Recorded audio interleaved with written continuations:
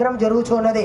ఆదిత్యాది నవగ్రహ మండపారాధన దేనికోసం చేస్తారంటే, మనం చక్కగా ఇంట్లో ఏదైనా కార్యక్రమం తలపెట్టామంటే చక్కగా నలుగురు బంధువుల్ని, ఇంటి పక్కన వాళ్ళని అందరిని ఎలాగైతే పిలుచుకుంటామో ఆ కలశం దగ్గర ఉపదేవతలు అనే వాళ్ళు ఉంటారు.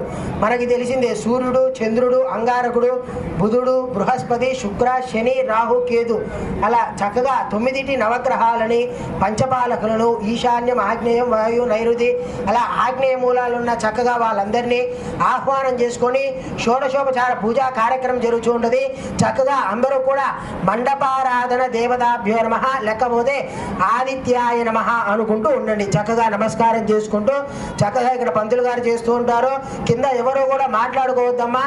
చక్కగా ఆదిత్యాయ దాస్యామి విష్ణవే తుభ్యం బ్రహ్మలోక జిగీషయ కన్యే మమాకృతో భూయ కన్యే మే దేవి పార్శ్వయో కన్యామిమాం ప్రదాస్యామి పితృణాం తారణాయవే.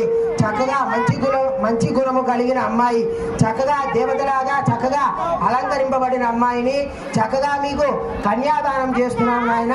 అటేడు తరాలు ఇటేడు తరాలు చూసుకొని చక్కగా ప్రవర్లు చెప్పుకొని పూర్వము శాస్త్రోక్తంగా వివాహ కాలంలో వివాహం జరిగేదన్నమాట. ఇప్పుడు వివాహం జరగాలంటే అబ్బాయికి సాఫ్ట్వేర్ ఉద్యోగము, ఆస్తులు, అంతస్తులు చూస్తున్నారనమాట. చక్కగా పూర్వంలో వివాహ సమయంలో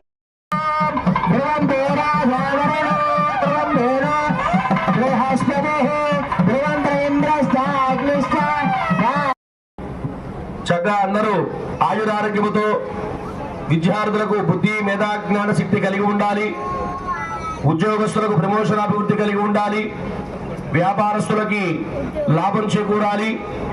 ఏ వృత్తి వేరైనా సరే వారికి అంతా అనుకూలంగా ఉండాలని చెప్పని ఆ భగవంతుని నామస్మరణ చేస్తూ ఉండండి. శ్రీరామ రామ రామేతి రమే రామే మనోరమే సహస్రనామ దత్తయో రామ మాత్రమే మీరు అధికారులు. కలకదమ్మా గోవిందా గోవిందా.